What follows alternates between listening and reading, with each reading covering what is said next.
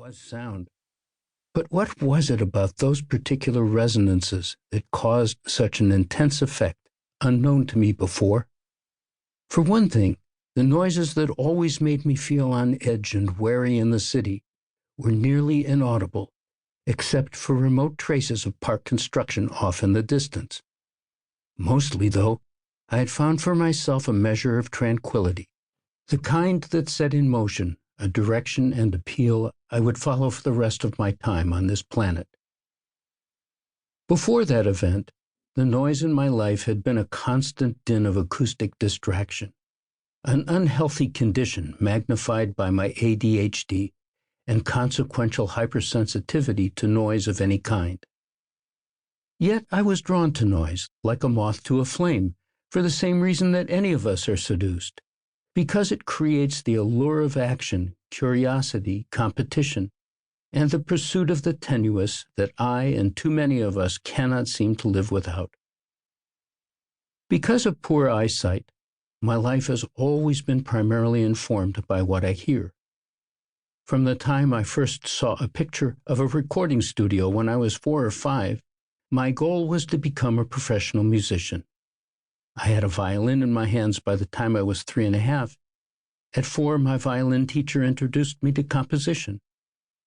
By 13, although I showed some promise, I became bored and switched to guitar, learning all styles, thinking I would be able to study at college level. Then I got the first of many big life surprises.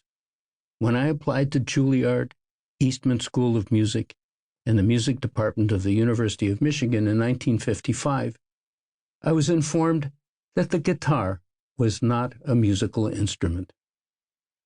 After earning a degree in Latin American history, I went east and began to work in the early 1960s folk music scene around Boston. At one point, I was invited to audition for the tenor position in a well-known folk group, the Weavers.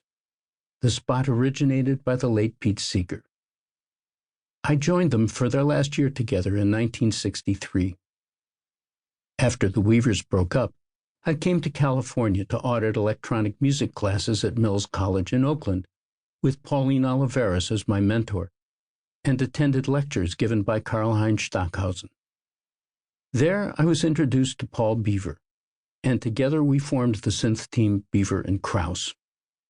In 1967, we introduced the synthesizer to pop music and film, first at the Monterey Pop Festival, and then during a weekly series of workshops at Paul's studio in Los Angeles. We made 5 albums together, one of them charted.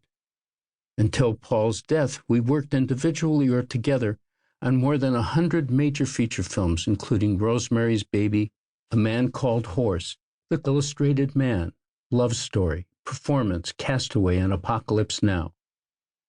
Artists we work with included Mick Jagger, George Harrison, Van Morrison, The Doors, David Byrne, The Beach Boys, Linda Ronstadt, Brian Eno, and many others.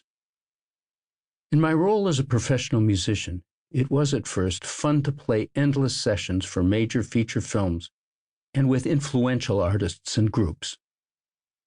Ego gratification is built on a foundation of noise, and in the end, it came at a high price, ultimately making me sick. On my last major film session, after being fired more than half a dozen times while working on Apocalypse Now, where my task had been to generate helicopter sounds and program settings for about a third of the synthesized score, I quit music, went back to school, earned a PhD in creative sound arts with an internship in marine bioacoustics, and never looked back. I've spent the past half-century capturing wild soundscapes in some of the most remote places on Earth, wherever life-affirming environments still thrived.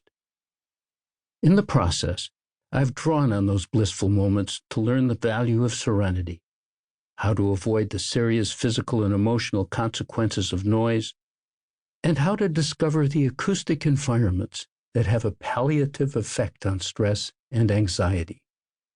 Our bodies know when things are right. The Power of Tranquility in a Very Noisy World revisits that journey.